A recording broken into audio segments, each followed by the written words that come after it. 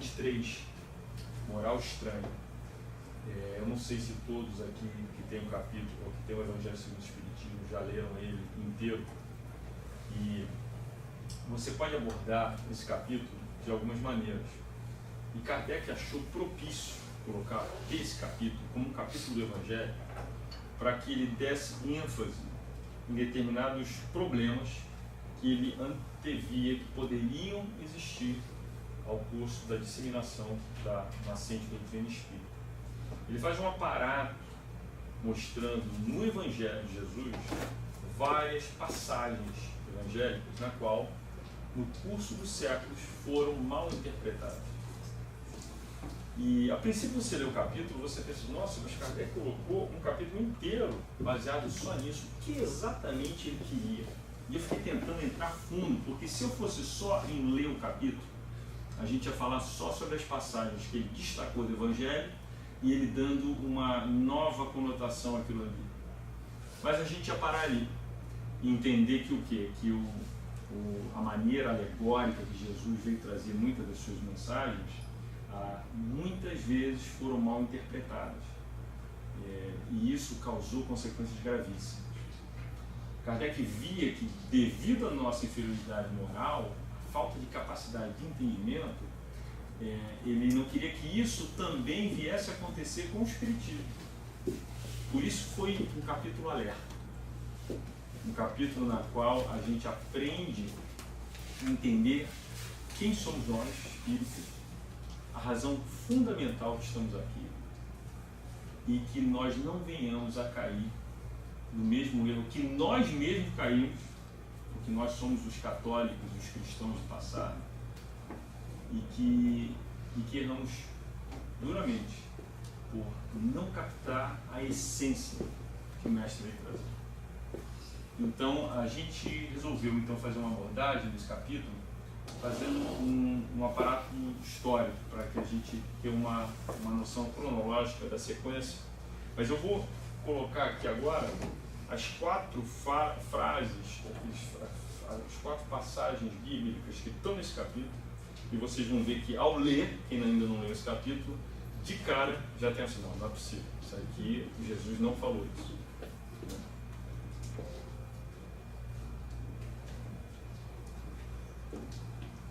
Quem não odiar seu pai e sua mãe, abandonar pai, mãe e filhos, deixar os mortos enterrar seus mortos, não vim trazer a paz, mas a divisão. Quando a gente lê no contexto do capítulo, na qual ele faz uma análise do contexto no qual Jesus lançou essa frase, ele leva em consideração 2 coisas. Uma, a precariedade da linguagem da época, o defeito nas traduções, e o contexto no qual a coisa se passou. Eu não quero entrar muito em detalhes nas frases, mas só mais ou menos para abordar um pouquinho.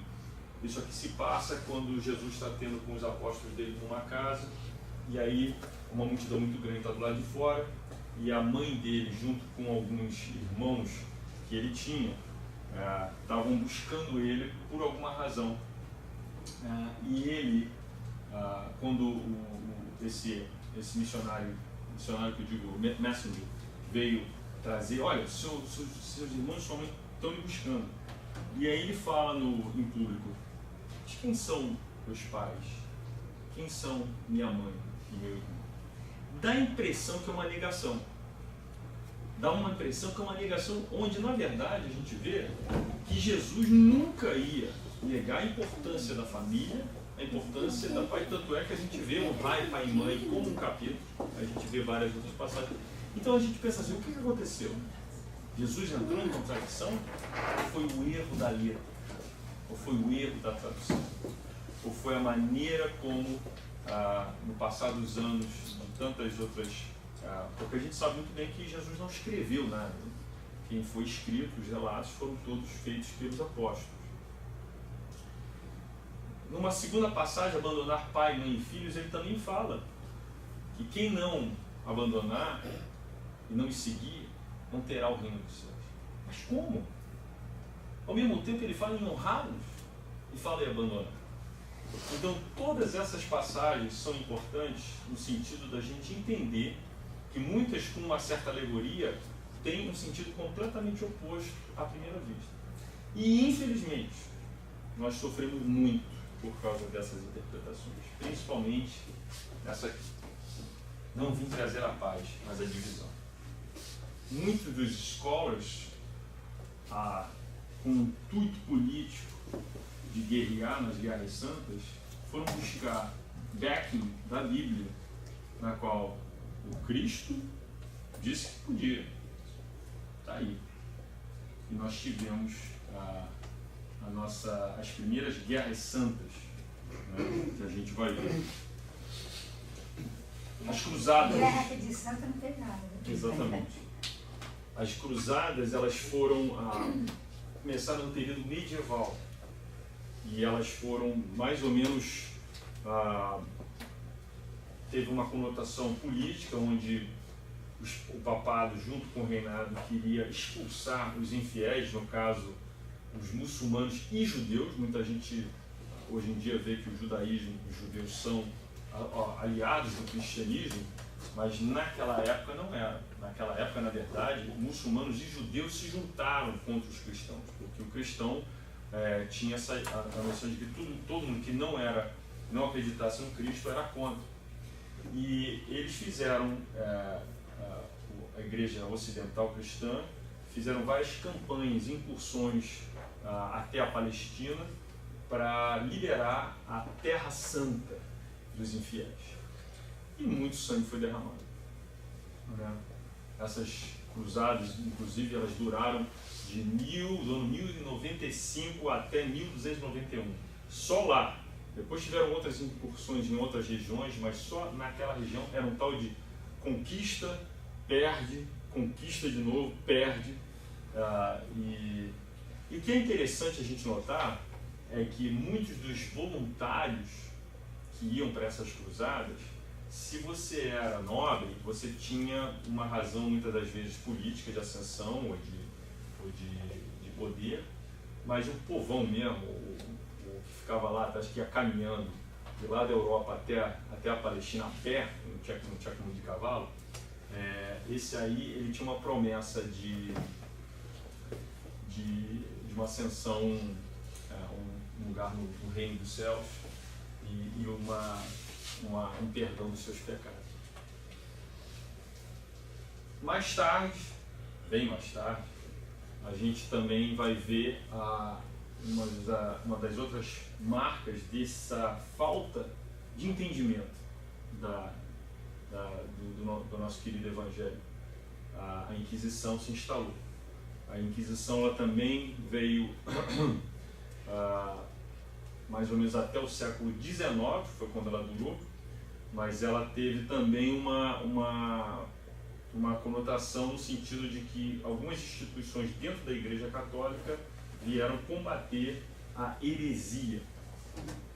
E aí você imagina os abusos que isso causou, porque você dava poder ilimitado a determinadas pessoas que com aquele poder podiam praticamente fazer o que quisessem em relação à vida. E obviamente tomaram muitas vidas em busca de propriedade, dinheiro, ganho material e tudo mais. Isso teve até um impacto muito grande na Espanha, obviamente, onde ele começou, mas em Portugal, e se estendeu até o Mundo Novo.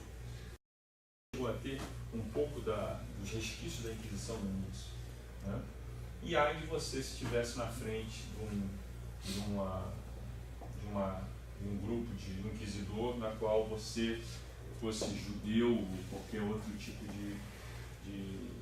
de religião, né, que não fosse a cristã. Tudo isso a gente vai ver sempre com o approval da igreja, sempre com o approval daqueles mesmos que vieram propagar o evangelho de amor de Jesus. Então, daí a gente vai entendendo a seriedade do que a gente lê e estuda e as consequências de uma interpretação errônea, politizada, com interesses escusos, que realmente não eram os verdadeiros, né? Como a gente conhece. a gente vê também na Reforma Protestante, com Martinho Lutero. Quem estudou história nos anos 80 lembra muito bem. Todo mundo sabe o que foi as causas da Reforma Protestante, não sabe? Sabe ou não sabe? Todo mundo tem que lembrar. Reminder, gente. Bom, a causa fundamental do Lutero foi que realmente ele se rebelou, ele ficou o maior crítico da venda de indulgências. Ele simplesmente viu que o papado não tinha poder para controlar o purgatório. Então ele não tinha como um perdão a troco de dinheiro que garantisse que aquele, na maioria, pessoas com nobres e até reis, que fossem ser absolvidos dos seus pecados na troca de uma quantia. Aquilo ali chegou de tal forma no seio da igreja, com uma comercialização, que começou então a padres dissidentes falando assim: não, isso está indo completamente contra a nossa querida doutrina cristã. E isso daí foi um divisor de águas no cristianismo ocidental, né? Logo depois, seguindo isso, houve uma guerra que foi considerada a Guerra dos 30 anos, e eu tive na França, bem no centro do estopim da Revolução, que foi em La Rochelle, e até hoje tem as ruínas da catedral, onde eles se reuniam secretamente, e ela está toda desmoronada por causa das batalhas. E houve então uma perseguição muito grande dos católicos tentando abafar essa dissensão, que eventualmente não sucederam, e aí houve essa fragmentação do cristianismo em várias outras vertentes, né? As mais famosas, obviamente, foram a anglicana, foi a batista, né? Não foi a batista, é a anglicana, a luterana e tiveram outros, mas eventualmente dali foi várias, né? Também interpretações errôneas, politizadas, e quando eu falo politizadas é utilizando a beleza pura moral do Cristo, contorcendo ao seu interesse pessoal. Então, na passagem histórica, a gente vai ver que nós, eu falo nós, não vamos colocar os católicos, eles erraram, olha o que eles fizeram com o católico. Não, nós vivemos nesse passado, nós participamos disso e erramos. Também ajudamos nessa construção desse passado. Então a importância desse capítulo é, ao ver as consequências disso tudo em termos históricos, para onde a gente está caminhando no próprio seio da nossa querida doutrina espírita, que abraçou o Evangelho de Jesus na sua pureza, mas também como uma agremiação de seres humanos, uma agremiação de pessoas que num prol comunitário querem fazer uma coisa, também, de acordo com a nossa inferioridade moral, a gente cai também. E eu vou colocar para vocês algumas dessas dissensões no próprio Espiritismo. Nós vamos ter, eu vou ler para vocês, o nome é meio difícil de ler, mas é o Rostangismo. Esse francês chama Jean-Baptiste Rostand, e ele era contemporâneo de Kardec. Ele defendeu, entre outras, a tese de que Jesus Cristo manifestou-se na Terra não em corpo físico, mas sim espiritual. E no Brasil, a polêmica histórica resultante contribuiu para uma longa discordância entre os espíritas ditos místicos e os científicos. E durante muito tempo, isso foi razão de discussão. E olha, nós perdendo o foco mais uma vez. Perdendo o foco do que é realmente importante para a gente entrar em contenda das coisas não importantes. A Umbanda, muita gente não sabe, em 1908, durante uma sessão espírita mesmo, na Federação Espírita do Rio de Janeiro, um incidente culminou com a manifestação da entidade que se identificou como Caboclo das Sete Encruzilhadas. A uma pessoa que estava lá, que foi o líder iniciante da doutrina africana, e anunciou a fundação de uma nova religião no Brasil, a Umbanda. Depois, o racionalismo cristão em Santos, isso aconteceu nos estado de São Paulo, 1910, 2 imigrantes portugueses fundaram um centro espírita e lançaram em 1914 o Espiritismo Racional e Científico Cristão. Segundo eles, havia um excesso de religiosidade e misticismo entre os adeptos do Espiritismo. Bezerra de Menezes foi um dos que combateu muito isso, porque naquela época nascente do Espiritismo como uma doutrina, existiam várias vertentes de interesse. Tinham pessoas muito educadas do lado científico que gostavam da doutrina só pelo lado científico. Queriam fazer experimentações, queriam fazer perguntas aos espíritos, queriam voltados só para o lado científico. E, obviamente, tinham pessoas que olhavam agora a complementação da explicação do Evangelho de Jesus, mas com o lado sentimental, religioso. Então, é óbvio que nesse início de arrumamento ali da maneira como a coisa ia se organizar, tinham sim alguns conflitos. E Bezerra de Menezes foi um dos que colocou bem claro o papel do Espiritismo como sendo religião, ciência e filosofia. Mais tarde também, em 1950, o Ramatismo, inicialmente denominado de Espiritismo de Ramatiz, e atualmente atualmente chamado Espiritualismo Universalista. Ele remota à década de 1950, quando alguns centros espíritas começaram a estudar e defender as obras e ideias ditadas pelo espírito de Ramatiz. Possui uma corrente de pensamento mais orientalizada, porque depois que ela começou a branch out, né, como é que fala, sair um pouco do kardecismo, ela começou a adotar determinadas conotações um pouco mais budistas e hinduístas. Começou Agora, essas eu não tenho muito conhecimento da Ramatiz, mas eu tenho conhecimento de uma outra lá que um amigo meu foi frequentar. Acaba que ela, pela falta de organização e estrutura que só a doutrina espírita oferece, muitas delas acabam voltando e utilizando de novo a literatura espírita. Engraçado, eles se chamam e se vertem de uma coisa, mas lê o Kardec, lê outro livro, e aí fica uma certa confusão. Meu irmão frequenta o centro antigo. Então tem uma certa mistura, né?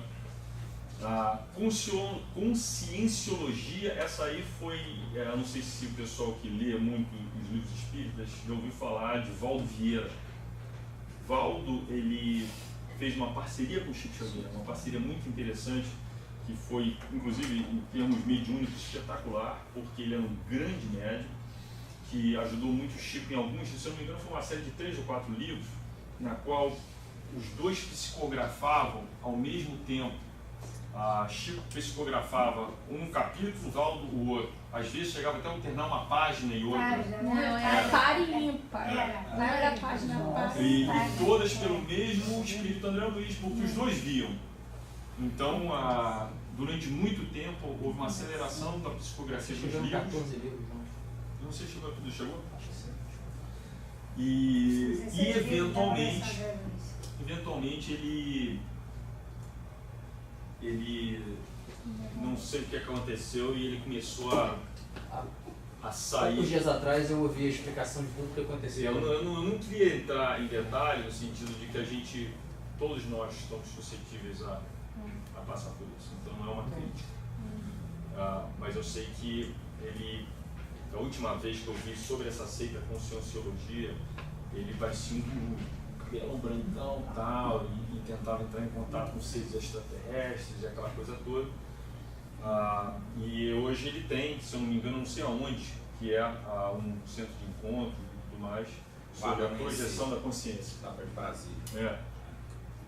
Pois é. Isso só para mostrar também que no movimento espírita, muitas das vezes, a falta de interpretação, ou a interpretação errônea, ou a falta de foco em relação ao que é essencial, o que nós estamos buscando, faz muitas vezes a gente se perder um pouquinho. E é por isso que eu achei tão importante a escolha do capítulo do Kardec em relação à moral extrema, para que a gente sempre fique aware. E eu coloquei nos dias atuais uma coisa interessante. no livro O Centro Espírita, de Herculano Pires. Porque às vezes a gente chega, quem não é do espiritismo, às vezes começa a se aproximar da doutrina, principalmente quem já veio lá do Brasil, pensa, nossa, tem centro para burro, né? Tem muito centro. Por que os centros se dividem tanto? Bom, na maioria dos casos, os centros se dividem porque eles crescem demais. E nesse crescimento chega um ponto, como, não sei se é o que a gente frequentou sempre, tem centros no Rio de Janeiro, são milhares de pessoas. Chega ao ponto de que você fica meio perdido, já não tem mais aquele calor mais aconchegante de ter um lugar pequeno como o nosso aqui, onde todo mundo acaba se conhecendo, todo mundo conversa, a gente aprende junto, não tem ninguém sabe, está todo mundo nesse mesmo bar, então acaba sendo muito mais convidativo do que quando às vezes você chega no centro, onde você vê aquela multidão, todo mundo entrando, todo mundo saindo, às vezes você não arruma um assento num lugar onde o cara vai falar, você vai ver televisionado numa outra salinha, que já não encara mais. E aí acaba que o centro acaba se dividindo. Isso é natural, mas essa divisão não é uma divisão que houve uma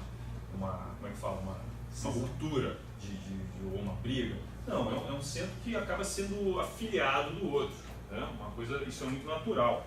Né? Mas existem sim centros que são formados, que foram formados por razões diversas. Né? E a gente sabe que cada centro tem uma atmosfera espiritual. Tem uma atmosfera espiritual que é o quê? Que é o somatório de todos nós juntos, como frequentadores, como trabalhadores da casa espírita, e a equipe espiritual da casa, que junto vai criando os trabalhos que eles fazem do lado de lá, vai criando esse padrão vibratório que é único na nossa casa. E que é natural, que muitos vão chegar aqui e às vezes vão se afinizar um pouquinho. Às vezes a pessoa chega aqui, já sente em casa, não se sente tão bem. E às vezes a pessoa vai encontrar uma afinidade, às vezes, num outro centro. Né? Porque N reasons, às vezes, acaba que não foi compatível. Então, Herculano Pires, ele coloca a coordenação das atividades de um centro bem orientado é praticamente automática, resultando do clima fraterno em que todos se sentam como em família, ajudando-se mutuamente. E nessa comunhão de esforços que os espíritas podem antecipar as realizações mais fecundas. Mas se no centro se infiltra o espírito mesquinho das intrigas, das pretensões descabidas, das aversões inferiores, será preciso muita paciência e tolerância para quebrar as arestas e restabelecer a atmosfera espiritual. E isso é muito importante, gente. Graças a Deus, o nosso centro, diferente de muitos centros no Brasil, ele não cresceu em torno de um médium. Né? Muitos centros no Brasil, às vezes, tem um médium central, que tinha uma mediunidade muito forte, e ele fazia todos os trabalhos, ou ela. E às vezes o centro foi crescendo em torno daquilo. Isso daí, ele dura durante um certo tempo, mas se não souber o centro lidar com essa centralização de atenção, quando a pessoa passa para o lado de lá, o centro fica meio perdido, sem razão de existir. Não é? O nosso centro é diferente disso. Ele começou aqui com a vontade de querer fazer um lugar, um cantinho, para nós que falávamos a língua portuguesa e queríamos estudar o espiritismo.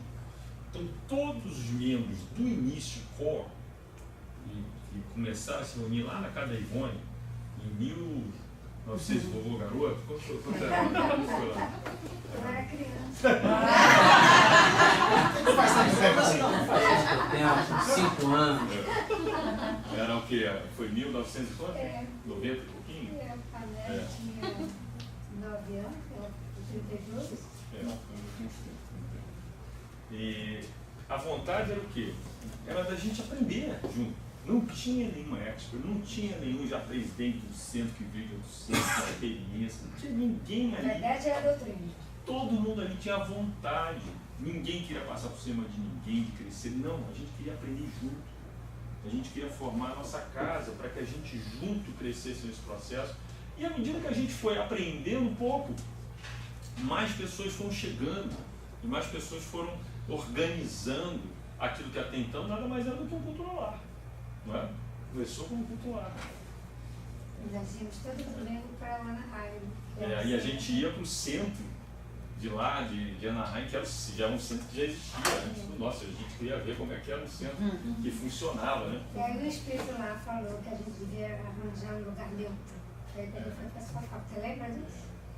Porque, na verdade, lá na casa da Ivone chegou um ponto que a gente estava na reunião, tocava a campainha e chegava uma pessoa que ninguém nem sabia quem era. Muito bem, eu falar que aqui tem um centro espírita, ele fala, vai ser, vem, entra, e vai chegando, vai chegando. Chegou uma hora que eu falei, bom, agora vai ficar difícil. Era muita gente chegando, né? Mas foi bom. Está sendo bom. E isso constrói, de uma forma ou de outra, a atmosfera espiritual da casa. Porque ele é a somatória de todos nós e, fundamentalmente, é a razão primária do por que a gente quer estar aqui, por que a gente quis fazer isso. Né? A gente quer um lugar que todo mundo se sinta bem, independente dos altos e baixos que a nossa vida vem a trazer, de todas as challenges e desafios que a gente vem encontrar lá fora, a gente sempre sabe que a gente vai vir para cá e vai encontrar gente igual a gente, que está passando pelos mesmos problemas, que está passando pelas dificuldades junto e não tem esse clima na qual que às vezes você pode até encontrar ou em centro ou em igreja, na qual tem um ser maior que vai... Não, somos todos juntos aprendendo e tentando seguir aquilo que a gente mais acredita que é aquilo que a gente sente, o amor de Jesus. Então, graças a Deus, o Espiritismo se organizou e a Federação Espírita Brasileira foi fundada em 84. E essa entidade é uma entidade, eu tirei essa mission statement. Márcio, 1884. Foi. 1800? Não, acho que não, só que em 89, Então, em 89 foi a proclamação da República, e aí foi quando o Bezerra de Menezes pediu, fez uma carta pedindo para a nova República a reconhecer o Espiritismo como, nessa época, o Brasil ainda era monarquia. então foi ele do fundador. Então Não, foi ele foi 1900. o primeiro presidente. Então O primeiro foi presidente da 1900. FEB foi ele. Em 89, quando virou a República, ele pediu uma petição. Aí o Espiritismo se deixou o pessoal de reunir em casa, se tornou uma religião assim. Ele era perseguido. Sim, não era. Não, só podia ter o catolicismo, podia ter outra religião. Não era estado laico. Hã? Não era laico. Não, era só tinha. Mas era por aí mesmo a data. Não, é porque isso aí está no Wikipedia. Aí o Wikipedia tem que tomar cuidado. Tem que dar uma ligada para lá e corrigir. Não, você mesmo pode fazer. Você mesmo pode fazer. Você submete. Cara, vai mudar a data. Mas a mission statement deles foi tirada do próprio EFEB. E olha só, foi colocada: a missão constitui o estudo, a prática e a difusão do espiritismo em todos os seus aspectos, com base nas obras de Allan Kardec, que constituem a codificação espírita. A prática da caridade espiritual, moral e material por todos os meios ao seu alcance dentro dos princípios da doutrina espírita, desenvolvendo para tanto atividades nas áreas assistencial, cultural, beneficente e filantrópica.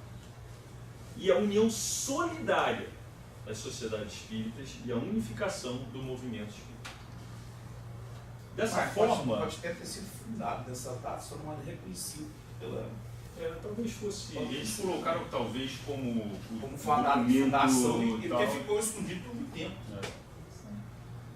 Mas isso aqui, para mim, é uma das coisas mais importantes, porque essa unificação, ela vem da vontade de formatar toda a literatura espírita, principalmente a parte educacional, no caso da ESC, do curso de desenvolvimento de mediunidade e várias outras coisas, de uma maneira padronizada, na qual todos os centros, seguindo a mesma norma, vão encontrar, você não vai encontrar disparidade, você não vai encontrar, não, mas nesse centro está todo mundo de branco, naquele centro lá o pessoal dá 2 por antes de entrar. Não, é porque você sabe como é que é a natureza humana, né? O pessoal já começa a fantasiar, e eu já vi centros na qual o pessoal começa a incorporar determinadas coisas, não, passa dentro daquela sala que tem uma luz amarela. Mas por quê? Toma um banho de luz amarela, que já dá uma limpeza. Nada contra a cromoterapia, é muito válida essa ciência, mas não é centro espírita. O centro espírita, ele é simples na sua natureza. Só o Evangelho de Jesus já basta. lógico que, graças a Deus, nós tivemos toda essa complementação ao Evangelho, vinda dos nossos queridos médicos e espíritos amigos, que simplesmente vieram adicionar. Mas não precisa, a gente sempre foi uma doutrina sem dogmas, sem determinados ritualismos que vêm mais atrapalhar do que ajudar. Porque quando você se agarra a esses dogmas, desvirtua um pouco o teu foco. Você começa a achar que não, já sei.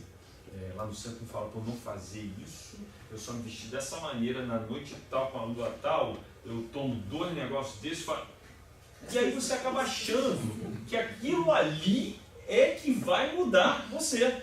Que se eu fizer aquilo, eu estou bem. Quando que, na verdade, o Espiritismo ele é sempre na essência de dizer responsabilidade é tua. O altar é aqui dentro. Tem lá fora. Não temos fórmula mágica. Né? Aí por isso entra a coisa das afinidades. Porque muita gente que vem, às vezes, de seitas ou igrejas muito acostumada a achar determinados shortcuts e determinadas fórmulas, quando chega aqui e recebe na cara que a responsabilidade está contigo. A gente não pode fazer. Não, mas eu ia lá no centro do sábado, vê se meu nome não vai ficar lá na lista lá com São Pedro quando eu chegar. Não vai. A gente não tem esse poder. Então, cabe a nós, cada um de nós, a ter toda essa informação e poder levar para nossas vidas da melhor maneira possível. Né? Então, para a gente concluir, estamos chegando no final. Isso é tirado do Evangelho segundo o Espiritismo, do próprio capítulo. Né? Um espírito que veio concluir dessa maneira. Ele fala: infelizmente, no passado, os adeptos da nova doutrina e nova doutrina eram o cristianismo. Não se entenderam quanto à interpretação das palavras do mestre. A maior parte dissimulada por alegorias e figuras de linguagem. Daí nasceram de imediato numerosas seitas que pretendiam ter com exclusividade a verdade e por séculos não puderam entrar em acordo, esquecendo-se do mais importante dos ensinamentos divinos, aquele sobre o qual Jesus tinha feito como condição expressa da salvação: a caridade, a fraternidade e o amor ao próximo. Essas seitas lutaram entre si, derramando muito sangue em nome de Deus. Jesus, em sua profunda sabedoria, previu o que deveria acontecer. Essas coisas eram inevitáveis e decorriam da inferioridade humana. Foi preciso que o cristianismo passasse por essa longa e cruel prova de 18 séculos para mostrar a sua pureza. E nos dias atuais, o Espiritismo vem nos relembrar essa pureza dos ensinamentos do Mestre e complementar o seu sentido de forma contundente. Fora da caridade não há salvação. Isso só resume tudo. Não? Ou seja, vamos ser bons, se colocar no lugar do próximo, verdade, justiça. Mas você sabe que acho que a providência divina aproveita até nos momentos difíceis para a gente pegar, por exemplo, a Inquisição. Né? A Inquisição realmente foi ruim, fizeram cometer atrocidades, mas ali consolidou o monoteísmo. Então aquilo ali, né? Que ainda muitos países, inclusive, ainda era politeísta. Né? Você pega Lutero, por exemplo, que era um padre, né? Ele traduziu o Velho Testamento, o Novo Testamento para o alemão. Daí, em sequência, veio o Calvinismo, na sequência veio o King James, traduziu a Bíblia todinha para o inglês. E hoje a gente lê a Bíblia e ele começou. Né? Então, tudo tem, você pega, tudo tem a providência divina por trás, mesmo nessa situação. Aproveitando dos nossos defeitos. Desde lá de trás, lá de Constantino, ele sempre, mesmo nas dificuldades, a providência divina acha uma maneira de aproveitar alguma coisa daquilo ali. Sim. Então, gente, fica aí a proposta da gente transformar a nossa casa espírita como a gente queria que o nosso lar fosse. Né? Que todos nós aqui, nessa ciência de que a gente está aqui para aprender, mas está aqui para contribuir também. De todos os sentidos. Às vezes a gente está silencioso lá atrás, mas a gente está contribuindo com o nosso pensamento, com a nossa boa vontade. Né? E, obviamente, a gente quer que todo mundo contribua também com o seu com a sua vontade de trabalhar. E a gente, para isso, tenta fazer o maior número de oportunidades aí, para que a gente possa se engajar aqui no centro espírita.